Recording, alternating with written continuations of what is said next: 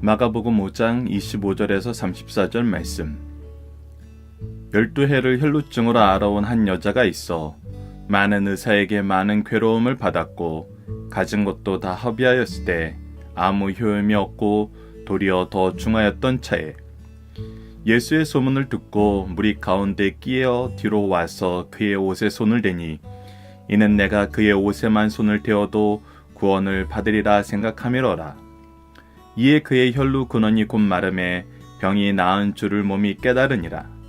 예수께서 그 능력이 자기에게서 나간 줄을 곧 스스로 아시고 무리 가운데서 돌이켜 말씀하시되 누가 내 옷에 손을 대었느냐 하시니 제자들이 여짜오되 무리가 에워싸 미는 것을 보시며 누가 내게 손을 대었느냐 물으시나이까 하되 예수께서 이 일을 행한 여자를 보려고 둘러보시니 여자가 자기에게 이루어진 일을 알고 두려워하여 떨며 와서 그 앞에 엎드려 모든 사실을 여쭈니 예수께서 이르시되 딸아 내 믿음이 너를 구원하였으니 평안히 가라 내 병에서 놓여 건강할지어다. 아멘. 안녕하세요. 승리한산 가족 여러분 그리고 강성성경연구원 여러분, 오늘은 마가복음 5장 25절에서 34절 말씀을 따라 내 믿음이 너를 구원하였다라는 제목으로 함께 말씀을 나누도록 하겠습니다. 자, 이 말씀은 어제 우리가 야이로의 딸을 살리신 말씀 그 사이에 나오는 중간 말씀이죠. 자, 이 중간 말씀에서도 굉장히 중요한 의미가 있고 이것이 어제 말씀과 합쳐져서 우리가 볼 때 예수님께서 분명하게 해결하고자 하시는 내용이 무엇인지 우리가 좀 더 직접적으로 볼 수 있습니다. 자, 25절 말씀을 보도록 하겠습니다.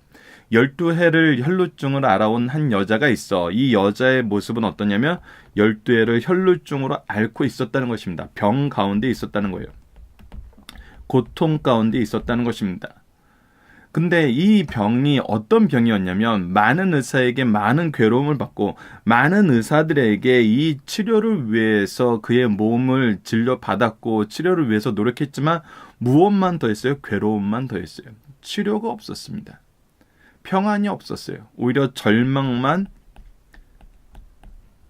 더욱더 커진 것이죠. 가진 것도 다 허비하였을 때 아무 효험이 없었습니다. 도리어 더 중하였던 차입니다. 낙심하게 되었다는 겁니다.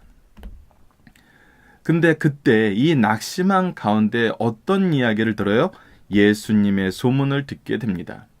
예수님의 소문에는 어떤 일들이 있었어요? 못 고치는 병이 없었어요. 안진뱅이도 일어나고 장님도 눈을 뜨고 손 마른 자도 일어나고 중풍병 걸린 자도 일어나고, 그러니까 이 예수님에 대한 소문을 듣고 무엇이 생겼냐면 예수 그리스도에 대한 믿음이 생겼어요.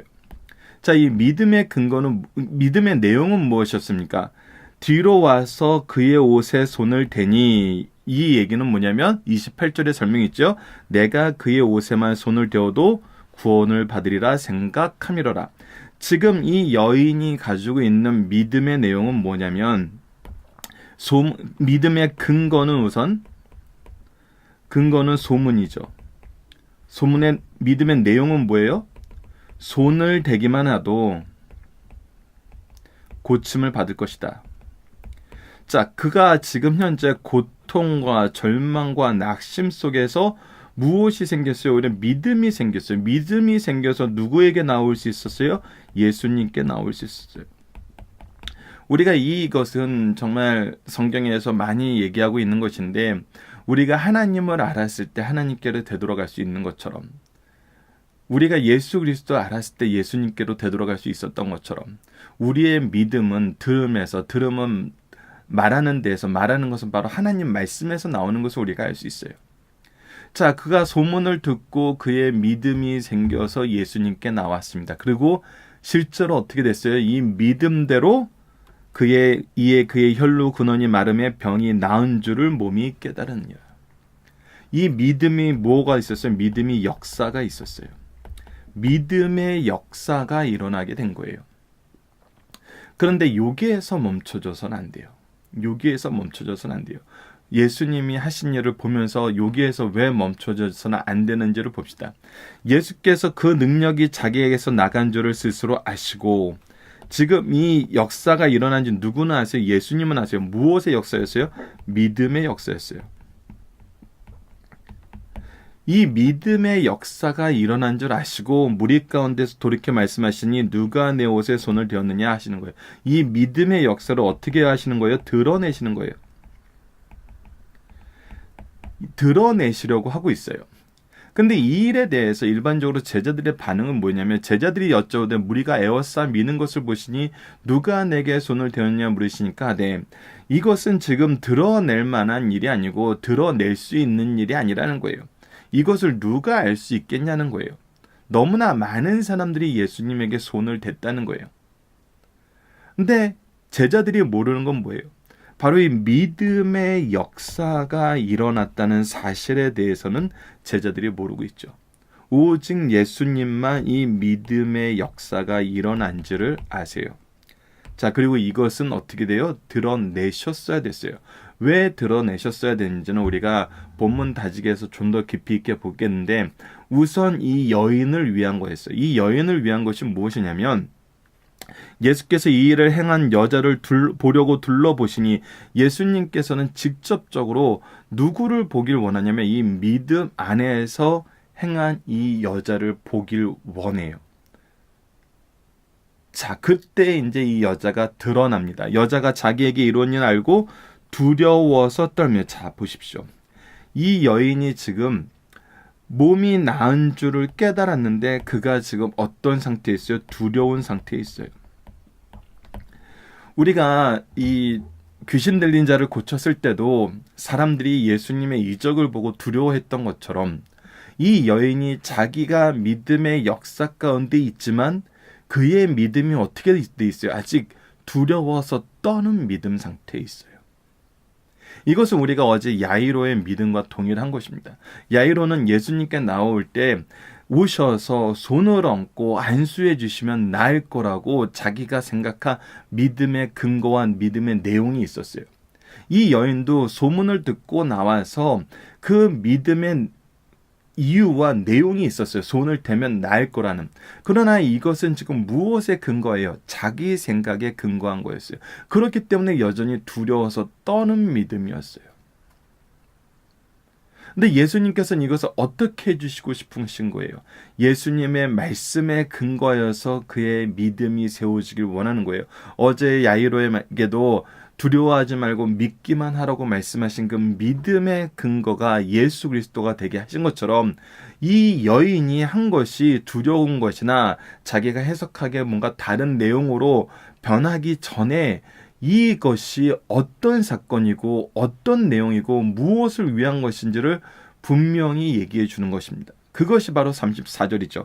딸아, 내 믿음이 너를 구원하였으니 두려워 떠는 상태가 아니라 어떻게 하라? 평안히 가라. 이 구원은 하나님께서 믿음의 역사로 너에게 허락하신 것이기 때문에 너는 이 안에서 평안하게 된다는 거예요. 평안하게 된다는 거예요. 그리고 이 일이 누구의 일이고 누구의 역사임을 알고 누구의 사랑이고 누구의 은혜임을 아는 거예요. 하나님의 사랑이라는 걸 아는 거예요. 하나님이 약속해 주셨던 구원의 역사라는 걸 알아는 거예요. 그래서 뭐라 그래요? 내 병에서 놓여 건강할지니라 라고 얘기해요. 이제 병에서 놓였을 때 우리가 이미 이스라엘 사회에 대해서 알고 있다시피 특히 요한복음 9장의 내용을 우리가 자주 인용을 하죠. 자, 이스라엘 사회에서는 병을 어떻게 보고 있었습니까? 육체의 질병은 약함이라는 이 내용 안에 어떤 내용이 내포되어 있었냐면 죄라는 내용이 내포되어 있었어요. 그래서 요한복음 9장에 태어나면서부터 소경되었던 사람에 대해서 제자들이 예수님에게 물어보잖아요. 이 사람이 소경된 것이 자신의 죄이니까 부모님의 죄 때문입니까? 하나님께서 죄인들을 심판하신다 그랬는데 아버지의 죄를 자녀들에게까지 3, 4대까지라고 얘기했으니까, 특히 또 이 사람은 태어날 때부터 소경되었다고 하니까 그가 아직 죄가 무엇인지 모르고 죄를 지을 수 있는 능력이 없고 그런 상황이 아닌데도 장님이 되어서 나왔으니까 궁금한 거예요. 약함, 병은 무엇의 결과라고 봤기 때문에, 바로 이 죄의 결과라고 봤기 때문에. 그래서 이렇게 물어보잖아요. 근데 이 여인에게도 동일한 것입니다. 이 여인의 육체적인 약함이 지금 위에서 드러났지만 동시에 이것은 무엇에 대한 거였어요? 죄에 대한 문제였음을 사람들과 그 자신도 계속 이 관점으로 볼 수밖에 없었고, 지금 예수님께서 구원이라고 얘기하신 것도 이 두 가지 내용이 다 있는 거예요. 그래서 육체적인 회복을 통해서 평안하는 것과 하나님의 영광 가운데서 죄 안에서 평안함, 이 두 가지 평안함을 전부 얘기해 줘야 되는 거예요. 이것이 우리가 이제 좀 이따 본문 다지기에서 보게 되는 신앙적인 이유와 사회적인 이유 두 가지에서 또 우리가 볼 수 있는 내용입니다. 자, 그래서 다시 한번 봅시다. 우리가 어제 말씀과 연결해서 오늘 말씀을 보면은 예수 그리스도를 만나게 되면은 우리가 무엇이 더 든든해지고 더 분명해지는지 보게 되냐면 바로 믿음입니다. 믿음이에요. 믿음의 근거는 무엇이 돼야 돼요? 하나님의 말씀이 돼야 돼요. 즉 예수 그리스도가 돼야 돼요. 예수 그리스도의 복음이 되어야 돼요. 우리가 생각하는 수준을 뛰어넘는 하나님의 은혜가 바로 여기에 있고, 우리가 온전한 믿음을 얻는다는 것은 바로 예수 그리스도의 복음 안에서, 말씀 안에서만 이루어지는 거거든요. 어제 말씀도 오늘 말씀도 예수님께서는 계속 동일하게 해주셨던 건 뭐예요? 그들의 믿음의 근거가 예수 그리스도가 되게 하였고, 이 믿음의 근거 안에서 하나님의 역사가 무엇이고 하나님의 은혜가 무엇이고 하나님이 우리에게 이 복음을 주신 목적이 무엇인지를 보게 하세요. 결국은 뭐였어요? 예수 그리스도를 믿게 하시는 거였어요. 왜 예수 그리스도를 믿게 하세요? 예수 그리스도를 통해서만 우리가 구원을 받을 수 있기 때문이죠. 이 내용을 우리가 더욱더 깊이 있게 또 연결해서 같이 묵상할 수 있는 그런 시간 되었으면 합니다. 자, 본문 묵상하기를 봅시다. 누가 예수님을 찾아와 그의 옷에 손을 대었나요? 12의 혈루증을 알아온 이 여인이 찾아왔습니다. 이 여인이 찾아왔을 때 상태가 어땠어요? 절망이었어요. 평안함이 없었어요. 괴로움만 더했어요. 그때 그는 소문을 듣고 믿음으로 찾아오게 됩니다. 예수님의 옷에 손을 댄 이유는 무엇입니까? 그가 손을 대어도 구원을 받으리라고 생각했기 때문이에요. 이것이 이 여인의 믿음의 내용이었어요. 손을 댄 이후에 어떤 일이 일어났습니까? 실제로 그의 몸이 나음을 깨닫게 됐어요. 예수님은 왜 손을 대었냐고 물었고 제자들은 어떤 반응을 보였습니까? 예수님께서는 이 믿음을 이제 어떻게 해줘야 돼요? 완전하게 해주셔야 돼요. 온전하게 해주셔야 돼요. 그리고 그것을 사람들에게 드러내셔야 됐어요. 이 드러내셔야 됐던 것이 이제 사회적 목적으로 본문 다지기에서 볼 것입니다. 근데 제자들은 이것을 어떻게 느꼈어요? 이것을 믿음의 역사가 일어난 줄 몰랐어요. 하나님의 은혜의 역사가 일어난 줄 몰랐어요. 오히려 상황적인 면에서 대답을 합니다. 자, 마지막 5번. 예수님은 여인의 믿음으로 말미암아 무엇을 받았다고 말씀하시나요? 구원을 받았다고 얘기하고 그 안에서 평안하라고 우리에게 얘기해주고 있습니다. 이것이 하나님의 은혜의 선물이라는 거예요. 왜 그랬어요? 그녀가 두려운 상태에 있었기 때문에. 이 두려운 상태에 계속 있게 되면 그의 믿음의 내용과 방향이 하나님이 주신 본래 취지에서 벗어날 수 있어요. 이스라엘 민족에게는 그것이 너무나 많았잖아요. 예수님이 이것을 반드시 드러내셨어야 됩니다. 자, 중심 사상을 하나씩 보도록 하겠습니다. 여러분 교재 111페이지입니다. 자, 누구든지 믿음을 가지고 죽게 나오면 국류를 잊게 된다는 것입니다. 누구도 예수님 앞에 나오는데 자격이나 어떤 요건이 있을 수가 없어요. 어떤 것을 성취해야지 예수님을 만나는 게 아니에요. 누구나 예수님께 나올 수 있어요. 그리고 그 나오시면 무엇이 있어요? 긍휼하심이 있어요. 은혜가 있어요. 이것이 하나님께서 우리에게 약속해 주신 것이잖아요. 나오면 구원을 얻게 된다. 은혜 안에 구원의 역사를 우리에게 분명히 얘기해 주시는 것입니다. 두 번째, 성도들은 받은 은혜를 감사하는 자들이라는 거예요. 우리가 신앙생활 할 때 구제나 봉사를 은밀하게 하나 받은 은혜는 은밀히 숨겨두면 소멸하게 돼요. 우리가 이것이 은혜인 줄을 망각하고 살 때가 있어요. 그래서 예수님은 이것이 은혜임을 드러내고 이 여인이 두려워하는 상태에서 감사하는 상태로, 두려워하는 상태에서 하나님께 영광 돌리는 상태로 바꿔주시는 거예요.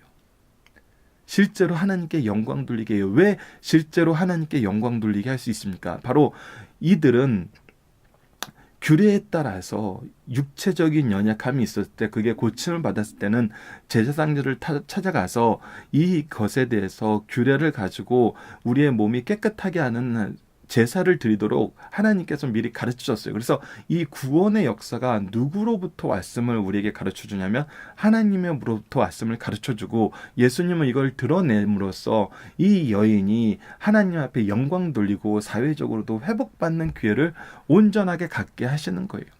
그리고 우리는 항상 이렇게 감사를 드러내면서 하나님의 역사임을 시인하고 감사하면서 겸손할 수 있어야 돼요. 그리고 우리에게 이 주신 은혜를 가지고 우리가 먼저 은혜를 받은 자로서 섬기면서 살아야 된다는 거예요. 자, 마지막 세 번째, 여인의 믿음은 육신의 병 고침과 영혼의 구원을 가져왔어요. 주님께서는 이 일을 육체적인 회복에만 한정시키려 하지 않으세요. 이거는 필연적으로 하나님의 구원의 역사 안에서 이루어졌다는 것을 우리에게 알게 하세요. 이 여인에게 알게 하세요. 이것이 바로 믿음이 가지고 있는 하나님의 능력이거든요. 하나님의 능력 안에서, 은혜 안에서, 믿음을 통해서 우리가 얻게 되는 하나님의 온전하신 구원의 역사라는 것을 우리로 하여금 알게 하시는 거예요. 그래서 예수님은 그의 능력이 나가는 것 때문에, 그의 능력이 나가면 그의 능력이 줄어들어서 그 줄어든 것이 아까워서, 그리고 그것을 더 의미 있게 하려고 여인을 부른 게 아니에요. 예수님은 창조주로서 그의 능력은 한이 없으세요.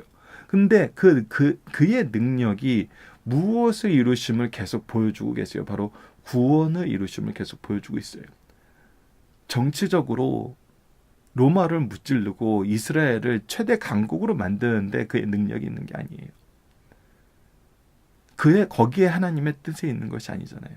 바로 영혼 구원에 있음을 우리에게 계속 가르쳐주고, 이것을 우리로 하여금 알게 하게 하시고, 그리고 이것을 누리는 것은 우리가 믿음의 역사가 있지만 그 안에서 소망의 인내가 있어야 되고 사랑의 수고가 있어야 되면 우리에게 가르쳐주고, 예수님은 이것을 온전히 보여주셨잖아요. 항상 믿음의 역사가 있음을 확인시켜 주시고, 그 안에서 참된 소망 안에서 인내하게 하시고, 사랑 가운데서 수고로 이 사랑을 드러내셨어요. 우리도 예수님의 길을 따라가야 됩니다.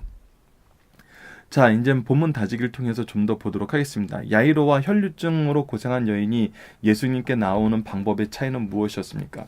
둘 다 우선 공통점을 한번 보도록 하겠습니다. 공통점은 뭐였죠? 그들이 가지고 있는 믿음의 근거와 내용이 있었다는 거예요. 각자 나름대로 믿음의 근거와 내용이 있었어요. 차이는 뭐였냐면, 야이로는 그가 드러내놓고 예수님을 찾아왔고, 이 여인은 숨기고 찾아왔다는 거예요. 부끄러움 중에 찾아왔다는 거예요. 왜? 그의 연약한 육체와 그의 연약한 영혼의 상태를 우리가 볼 수 있죠. 자, 그리고 혈루증으로 고생한 여인에게 부족한 것은 무엇이었습니까? 바로 하나님께 영광 돌리는 자세였어요. 하나님의 뜻이 이루어지는 것이 어떻게 나타나는지를 모르고 있었어요. 그냥 거기서 머물러 있을 수 있었어요. 육체적인 회복으로 머물러 있을 수 있었어요. 그래서 예수님께서 3번 문제가 중요한 겁니다. 주님이 여인을 찾는 신앙적인 목적은 무엇입니까? 바로 예수님이 이 일을 통해서 하나님의 은혜가 너에게 임했다는 걸 가르쳐주기 위한 거였어요. 이것을 깨닫지 않으면은 우리가 이것을 세상적인 거, 일시적인 거, 내가 잘해서 한 것으로 변질될 수 있어요. 우리가 이런 예를 많이 보잖아요. 처음엔 이것이 하나님의 은혜였는데 내가 이것을 하나님의 은혜라고 드러내지 않으면 사람들은 나를 칭찬하게 되고 내 방법을 찾게 되고 내 어떤 무슨 비결이 있는 것으로 알아요. 근데 이것은 하나님의 은혜예요. 그래서 드러내서 하나님께 영광 돌리게 하셨어요. 두 번째, 4번 문제에서는 예수님이 여인을 찾는 사회적인 목적은 무엇입니까? 바로 이 여인이 깨끗하게 되었고 깨끗한 것을 통해서 하나님의 은혜가 이 여인에게 임했다는 것을 이 공동체 사회에 보여줌으로써 이 여인이 더 이상 죄에 의해서 두려움 가운데 고통 가운데 있는 것에서 자유하게 하고 사람들에게 하나님의 은혜를 보게 하고 하나님의 구원의 역사를 보게 하고 그것을 통해서 함께 찬양할 수 있도록 하는 거라는 거예요. 그래서 신앙적인 목적과 사회적인 목적이 두 가지가 다 있다는 겁니다. 그럼 여인에게 주신 하나님 말씀의 내용은 무엇입니까? 바로 네가 이제 평안하게 된다는 거예요. 구원 가운데 있게 된다는 거예요. 그리고 뭐라고 불렀어요? 이 여인을 따라라고 부르셨어요.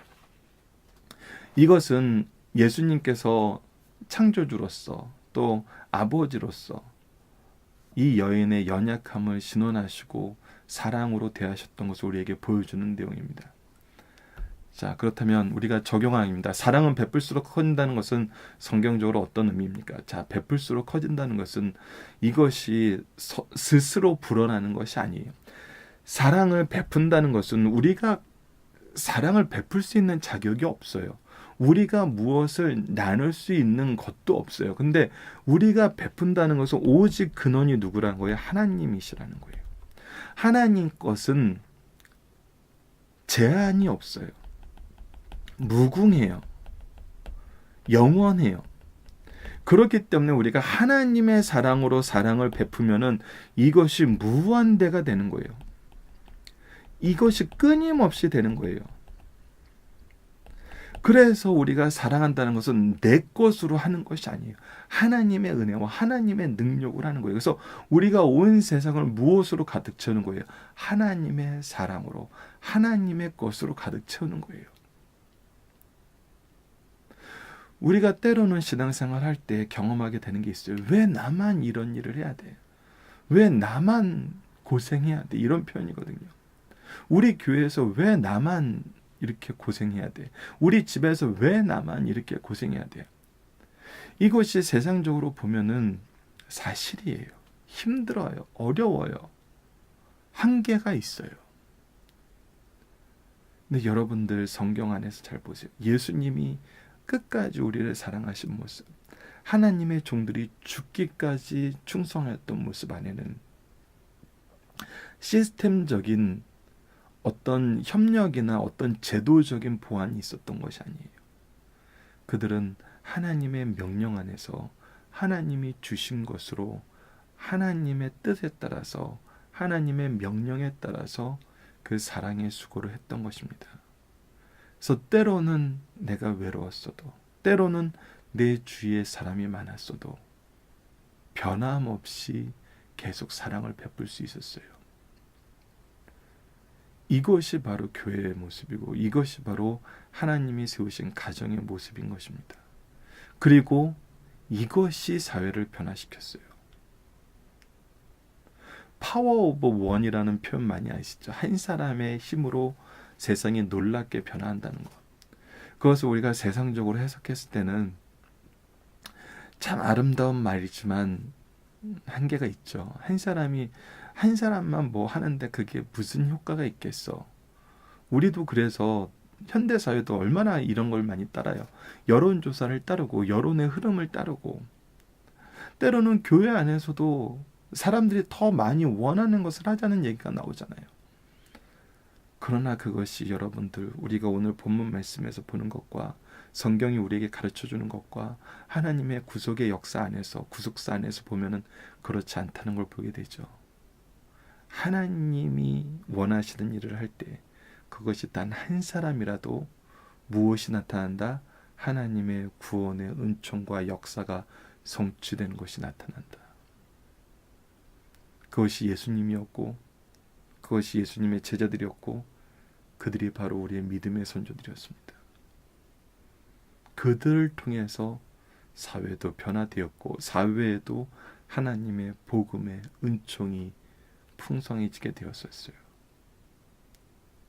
우리는 이것을 확인할 수 있고 이것을 위해서 지금 부르심을 받았고 소명을 받은 것입니다.